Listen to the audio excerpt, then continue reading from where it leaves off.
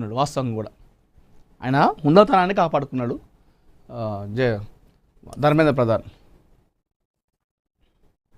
జగన్తో బహిరంగ చర్చకు రెడీ, డిఎస్సిపై లోకేష్ సవాల్. జగన్కు క్రెడిట్ చోర్ డిజార్డర్ జబ్బు ఉందని ఎద్దేవా.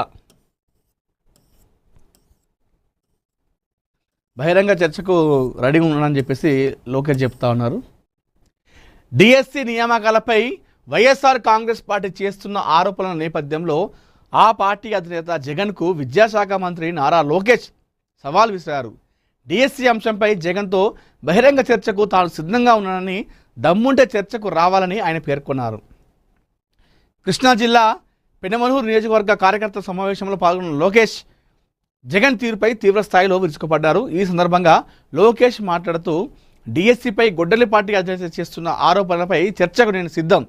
ఈ చర్చ కేవలం డిఎస్సికే పరిమితం కాదు, వైసీపీ 5 ఏళ్ల పాలనలో జరిగిన లిక్కర్ భూ కుంభకోణాలపై కూడా చర్చిద్దాం అని సవాల్ విసిరారు. 2 లక్షల టీచర్ పోస్టుల భర్తీ చేసిన ఘనత టీడీపీది అయితే 5 ఏళ్లలో ఒక్క పోస్టు కూడా భర్తీ చేయని నీచ చరిత్ర జగన్ది అని లోకేష్ ధ్వజమెత్తారు.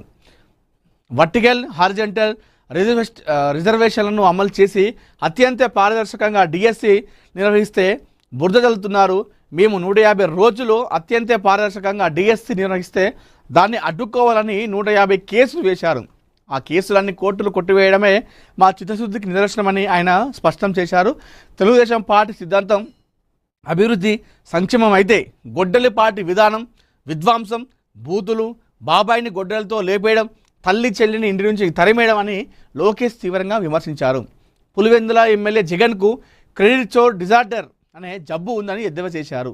కూటమి ప్రభుత్వం రాష్ట్రానికి తీసుకొచ్చిన Arcelor Mittal, Google, royal Enfield వంటి పరిశ్రమలను తానే తెచ్చానని జగన్ చెప్పుకోవడం ఆయనకున్న జబ్బు లక్షణమని అన్నారు.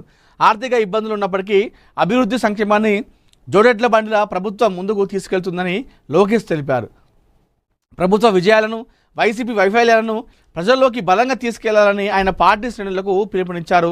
రాబోయే స్థానిక సంస్థల ఎన్నికల్లో 100% స్థానాలు గెలిచేలా ప్రతి కార్యకర్త పనిచేయాలని దిశానిర్దేశం చేశారు. అయితే నిన్న కార్యకర్తల మీటింగ్లో మాట్లాడినటువంటి నారా లోకేష్ జగన్ పైన తీవ్ర స్థాయిలో మండిపడడం జరిగింది.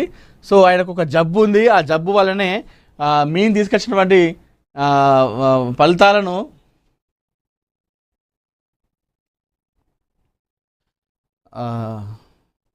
కూటమి ప్రభుత్వం అని చెప్పేసి చెప్పడం జరిగింది. అదేవిధంగా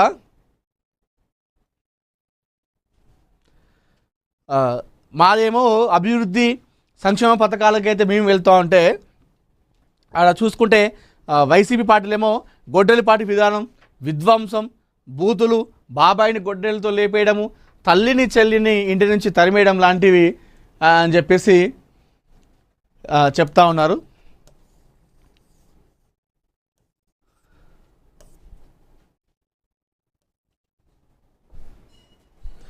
ఉత్తరాంధ్రకు గ్రోత్ ఇంజిన్గా Bhogapuram airport. CM Chandrababu August 1న ప్రధాని మోడీ చేతుల మీదుగా ప్రారంభం. ఏర్పాట్లపై అధికారులతో సమీక్ష. ఉత్తరాంధ్ర అభివృద్ధి చరిత్రలో భోగాపురం అంతర్జాతీయ విమానాశ్రయం కీలక మైలురాయిగా నిలవబోతుందని ఆంధ్రప్రదేశ్ ముఖ్యమంత్రి నారా చంద్రబాబు నాయుడు అన్నారు. ఈ విమానాశ్రయం ఉత్తరాంధ్ర ప్రజల చిరకాల కలను సాకారం చేయడమే కాకుండా ఆర్థిక, పారిశ్రామిక, పర్యాటక రంగాలకు గ్రోత్ ఇంజిన్గా మారుతుందని ఆయన విశ్వాసం వ్యక్తం చేశారు. ఆగస్టు 1న ప్రధాని నరేంద్ర మోడీ చేతుల మీదుగా భోగాపురంలోని అల్లూరి సీతారామరాజు అంతర్జాతీయ విమానాశ్రయం ప్రారంభం కానున్న నేపథ్యంలో సోమవారం అమరావతిలో సీఎం ఉన్నత స్థాయి సమీక్ష నిర్వహించారు. ఈ సందర్భంగా చంద్రబాబు మాట్లాడుతూ 4,727 కోట్ల వ్యయంతో 2,703 ఎకరాల విస్తీర్ణంలో ఈ ప్రతిష్టాత్మక విమానాశ్రయాన్ని నిర్మించినట్టు తెలిపారు. 3,800 మీటర్ల పొడవైన రన్వేతో అత్యధిక సదుపాయాలతో కలిగినటువంటి ఎయిర్పోర్ట్ అయితే కట్టబోతున్నారట. సో ఇటు తెలంగాణలో, ఆంధ్రాలో ఎయిర్పోర్ట్ల నిర్మాణం అనేది పనులు చకచక జరుగుతున్నాయి. రంగనాథ్ను తప్పించండి, హైడ్రా చీఫ్పై హైకోర్టు ఆగ్రహ ఆదేశం. హైడ్రా కమిషనర్గా మరో ఐజీ స్థాయి అధికారిని నియమించాలని ఆదేశం.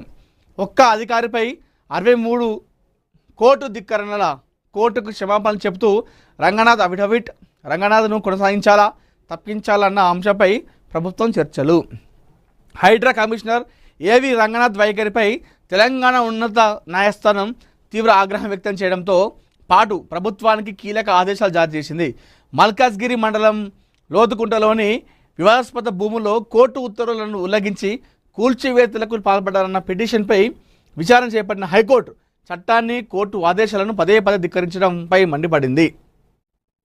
ఇక రాజ్యాంగ స్ఫూర్తితో పనిచేశా అని చెప్పేసి వైపు ఆయన చెప్తా ఉన్నాడు. ఇప్పటికే కోర్టుకు క్షమాపణలు చెప్తూ ఆయన అఫిడవిట్ కూడా చేయడం జరిగింది. అయితే విషయం ఏంటంటే నిజంగా ఆ మధ్యలో ఎప్పుడు హైడ్రా కమిషనర్గా ఆయన నియమించిన తర్వాత ఎంతోమంది నిరుపేదలు, మహిళలు, ముసలి వాళ్ళు, పెద్ద పెద్ద వాళ్ళు, చిన్న చిన్న పిల్లలు కట్టుబట్టలతో వాళ్ళు రోడ్డు మీద పడడం జరిగింది. మనందరం కూడా చూసినాం వాళ్ళ ఆర్తనాదాలు. వాళ్ళని ఇంట్లో ఉండగానే కనీసం వాళ్ళ ఇంట్లో ఉన్నటువంటి సామాన్లను కూడా బయటికి పెట్టకుండా ఉన్న ఫలంగా మొత్తం కూల్చేసినటువంటి ఆ సంగతి మనకు తెలిసిందే. వాళ్ళ ఆర్తనాదాలు, చిన్న పసిపిల్లల కష్టాలు, వాళ్ళ పాపం చదువుకునే పిల్లల బ్యాగులు, పుస్తకాలు, వాళ్ళ పలకలు పట్టుకొని బయట కూర్చున్న పరిస్థితి, చిన్నపిల్లలు, బాలింతలు రోడ్డు పైన కూర్చొని ఆ చిన్నపిల్లలకు వాళ్ళు పాలు తాగిపోయడము, ముసలి వాళ్ళు రోడ్డు పక్కనే పడుకోవడము, అంటే కట్టుబట్టలతో వాళ్ళు పంపించినటువంటి విషయం అప్పుడు ఆర్తనాదాలు మనం చూసినాం. చాలామంది చాలా రకాలుగా అప్పుడు శాపాలు కూడా పెట్టారు. మనం ఇప్పుడు రంగనాథ్ గారిని మనం ఏం తప్పు పట్టట్లేదు. ఆయన ఒక మంచి లీడర్, ఒక మంచి officer, dynamic officer, dare and dashing officer, తప్పు పట్టట్లేదు. కానీ ఆ టైంలో మరి ఎక్కడ మిస్టేక్ జరిగిందో కానీ పాపం చాలామంది ఇంట్లో ఉండగా, సరే అది కబ్జా చేసిందే కావచ్చు, ప్రభుత్వ భూములనే వాళ్ళు కట్టుకున్నారు కావచ్చు, ఉన్నారు కావచ్చు, ఏదో చిన్న గుడిసేసుకొని, వాళ్ళైతే మొత్తం ఆక్రమించుకోలేదు కదా, మాదని చెప్పలే కదా. కొంచెం టైం ఇచ్చి వాళ్ళకి అడ్జస్ట్ అయిపోదు. రైట్, ఉండగానే పోయి వాళ్ళ పీకి పారిస్తే వాళ్ళ ఏడుపులు, వాళ్ళ కథ మామూలు విషయం కాదు అది. చాలామంది శాపాలు పెట్టిర్రు అప్పుడు. ఇప్పుడు గవర్నమెంట్ పైన, అదేవిధంగా రంగనాథ్ గారి పైన, హైడ్రా పైన చాలా విమర్శలు చేశారు. అటు ప్రతిపక్షాలు కూడా చాలా రకంగా ఆరోపించింది. పెద్ద పెద్ద కోట్లలో, వేల కోట్లలో ఉన్నవాళ్ళు, బలిసిన వాళ్ళు ఏమో చెరువుల మీద ఇల్లు కడితే వాళ్ళ దగ్గర పోయి నోటీసులు ఇయ్యరు, వాళ్ళ ఇల్లు ఓటరు. కానీ ఉట్టుట్టి ఏదో బలహీనల దగ్గర పోయి మీ ప్రతాపం చూపిస్తారని చెప్పేసి చాలామంది కూడా అన్నారు.